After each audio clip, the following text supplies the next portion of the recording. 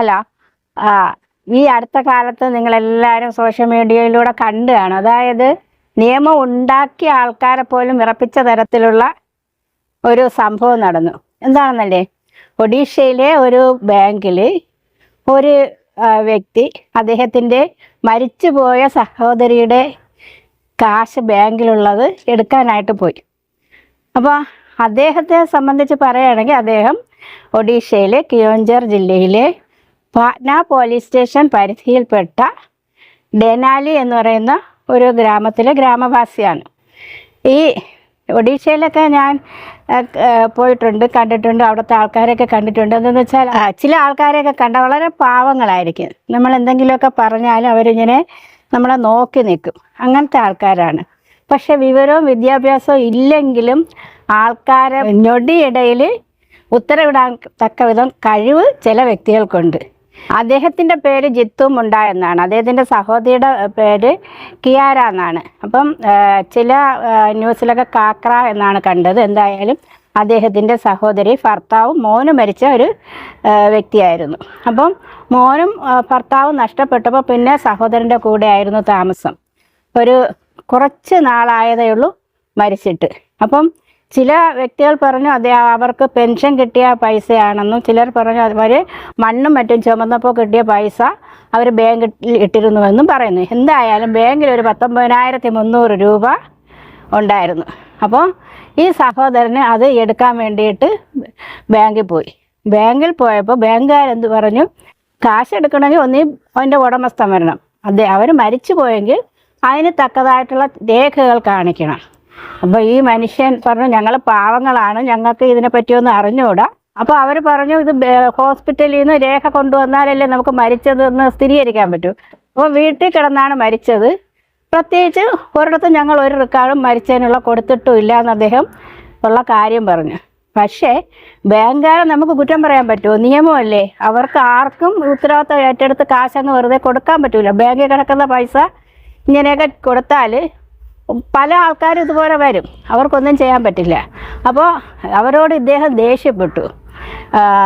ചിലർ പറയുന്നത് മദ്യപിച്ചിട്ട് വന്നു. ആ പ്രദേശത്തുള്ളവരൊക്കെ സാധാരണ മദ്യപിക്കുന്ന വ്യക്തികളൊക്കെയാണ്, അതൊക്കെ ശരിയായിരിക്കാം. പക്ഷെ അദ്ദേഹം എങ്ങനെ പറഞ്ഞിട്ട് ആ കാശ് കിട്ടിയില്ല. അപ്പോൾ അദ്ദേഹത്തിനൊരു ബുദ്ധി തോന്നി, ഈ സഹോദരിയെ കൊണ്ട് അവരുടെ മുമ്പിൽ കൊടുക്കുക. അദ്ദേഹം വീട്ടിൽ ചെന്നിട്ട് എന്ത് ചെയ്തെന്നറിയാമോ, സഹോദരിയുടെ കുഴിമാടത്തിൽ പോയി. കുഴിമാടത്തിൽ പോയിട്ട് അദ്ദേഹം എന്ത് ചെയ്തെന്ന് വെച്ചാൽ, സഹോദരിയുടെ കുഴിമാടത്തിൽ പോയി ഇതുപോലെ മണ്ണെല്ലാം നീക്കി ആ അസ്ഥി കഷ്ണം ഒരു സഞ്ചിയിൽ പൊതിഞ്ഞെടുത്തിട്ട് അദ്ദേഹം തോളിൽ ചുമന്ന് റോഡിലൂടെ കൊണ്ടുപോയി. അപ്പോൾ കാലിങ്ങനെ നീണ്ടു കിടക്കുന്ന കാണുമ്പോൾ നമുക്കേ പേടി തോന്നും. എന്നിട്ട് അദ്ദേഹം ചെയ്തത്, ആ ഒരു 3 കിലോമീറ്റർ കൂടുതൽ നടക്കാനുണ്ടെന്നാണ് പറയുന്നത്. ആ തോളിൽ ചുമന്നുകൊണ്ട് ആ ഭാരവും കൊണ്ട് അദ്ദേഹം നടന്ന് ആ ബാങ്കിൻ്റെ മുൻവശത്ത് കൊണ്ടുവച്ചു. ആൾക്കാരെല്ലാം അന്തം വിട്ടു. കുറേ പേര് പേടിച്ചോടുകയും ചെയ്തു. കാരണം ഒരു മനുഷ്യൻ്റെ മൃതശരീരം അസ്ഥികൂടമാണ്. നമ്മളായാലും പേടിച്ചു. പിന്നെ പോലീസ് വന്നു. പോലീസ് ഇദ്ദേഹത്തിന് കാര്യങ്ങളൊക്കെ പറഞ്ഞ് മനസ്സിലാക്കി കൊടുത്തു. പിന്നെ ഉന്നതരറിഞ്ഞപ്പോൾ അവർക്കും നാണക്കേടല്ലേ. ആ പ്രദേശത്തെ നേതാക്കളെല്ലാം അറിഞ്ഞു, അവരെല്ലാം ഇടപെട്ടു. അവസാനം കാശ് അദ്ദേഹത്തിൻ്റെ കയ്യിലെത്തിച്ചു. നോക്കൂ, ഞൊടിയിടയിൽ ഒരു വിദ്യാഭ്യാസവും വിവരവും ഇല്ലാത്ത മനുഷ്യൻ അദ്ദേഹത്തിന് കിട്ടേണ്ട കാശ് കിട്ടേണ്ട സ്ഥലത്ത് കയ്യിൽ കൊണ്ട് കൊടുക്കാൻ ബാധ്യസ്ഥരായി. അദ്ദേഹത്തിന് ഉത്തരവിടിക്കാൻ കഴിഞ്ഞു. അതൊരു അതിശയമല്ലേ. പക്ഷേ എല്ലാവർക്കും അങ്ങനെ പറ്റില്ല. ഒന്നിൽ തീരെ വിവരമില്ലാത്ത മനുഷ്യരായിരിക്കണം, അവർക്ക് ഇതുപോലെയൊക്കെ ചെയ്യാൻ പറ്റൂ. നമുക്ക് ചെയ്യാൻ പറ്റുമോ? തീർച്ചയായിട്ടും നമുക്കാർക്ക് ഇതുപോലെയൊന്നും ചെയ്ത് കാശൊന്നും നമുക്ക് നേടിയെടുക്കാൻ കഴിയില്ല. അപ്പം തീർച്ചയായിട്ടും കുറേ വ്യക്തികൾക്ക് അതിനുള്ള ബുദ്ധിയും ജ്ഞാനവും അറിവും ഒന്നും ഇല്ലെങ്കിലും അതിന് വേണ്ടിയിട്ടുള്ള കഴിവുണ്ട്. ആ കഴിവുള്ളവരത് നേടിയെടുക്കും. അദ്ദേഹത്തിൻ്റെ ഒരേ ഒരു ലക്ഷ്യം കാശ് എങ്ങനെയെങ്കിലും ബാങ്കിൽ നിന്ന് പിൻവലിപ്പിക്കുക, അതായിരുന്നു. അദ്ദേഹം അതിന് വേണ്ടിയിട്ടുള്ള അശ്രാന്ത പരിശ്രമം ചെയ്ത് വേണ്ട രീതിയിൽ അദ്ദേഹം ബാങ്കിനെ സമീപിച്ച് നേതാക്കളെ അറിയിച്ചു. ലോകം മുഴുക്കും അതൊരു വാർത്തയും ആയി. അങ്ങനെ ധീരരായ ചില മനുഷ്യരും ഈ ഭൂമിയിലുണ്ട്. ഒരു കാര്യം കിട്ടണം എന്നും വിചാരിച്ചാൽ അതെങ്ങനെയും നേടിയെടുക്കാൻ കഴിവുള്ള വ്യക്തികളുമുണ്ട്. പക്ഷേ ബാങ്കുകാരെ നമ്മൾ ചീത്ത വിളിച്ചിട്ടോ കുറ്റം പറിച്ചിട്ടോ ഒന്നും കാര്യമില്ല. ബാങ്കിലെ നിയമം അത് തന്നെയാണ്. ഒരാൾ മരിച്ചാൽ അതിന് ആ ആൾ മരിച്ചു എന്നുള്ള സർട്ടിഫിക്കറ്റ് കിട്ടണം.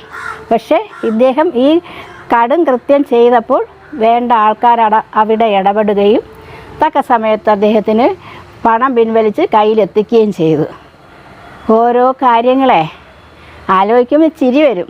എന്നാലും നേടിയെടുക്കാനുള്ള ആകാംക്ഷയും നേടിയെടുക്കാനുള്ള ആ വലിയ ആഗ്രഹം അദ്ദേഹത്തിന് ഇതെല്ലാം ചെയ്യിപ്പിച്ചു. എല്ലാവരെയും ചലിപ്പിച്ചു. അതാണ് പ്രത്യേകത. നമുക്കൊന്നും ഇതൊന്നും കഴിവില്ല. അത് ചില പ്രത്യേക സാഹചര്യത്തിൽ ചില പ്രത്യേക കാര്യങ്ങൾ നടക്കുമ്പോൾ ചെയ്യേണ്ട കാര്യങ്ങൾ തക്ക സമയം ചെയ്യാൻ പറ്റും.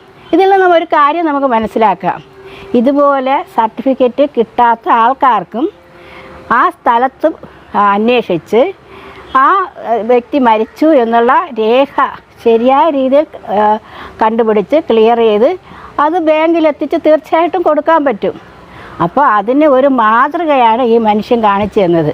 അപ്പോൾ നമുക്ക് ഒരു കാര്യം കൊടുക്കാൻ പറ്റൂല എന്ന് കട്ടായം പിടിക്കുന്നവർക്കും ഇങ്ങനൊരു നിയമമുണ്ട് എന്ന് കാണിച്ചു കൊടുത്തിരിക്കുകയാണ്. അപ്പം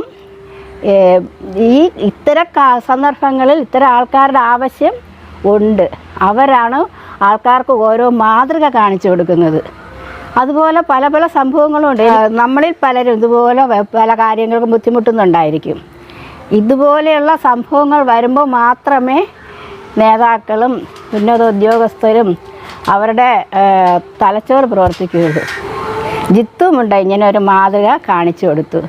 അപ്പോൾ എല്ലാവർക്കും ഇത് ഒന്ന് ഓർമ്മയിരിക്കട്ടെ. നമുക്ക് കിട്ടില്ല എന്ന് പറയുന്ന കാര്യം നമ്മൾ വിചാരിച്ചാൽ ആ കാര്യവും നടത്തി കൊടുക്കാൻ സാധിക്കും. ഒരു നിയമം എന്ന് പറയുന്നത് ഒരു മനുഷ്യനെ നശിപ്പിക്കാനുള്ളതല്ല, സഹായിക്കാനുള്ളതാണ് എന്ന് ജിത്തു മുണ്ടയിലൂടെ നമുക്ക് ഏവർക്കും മനസ്സിലായി.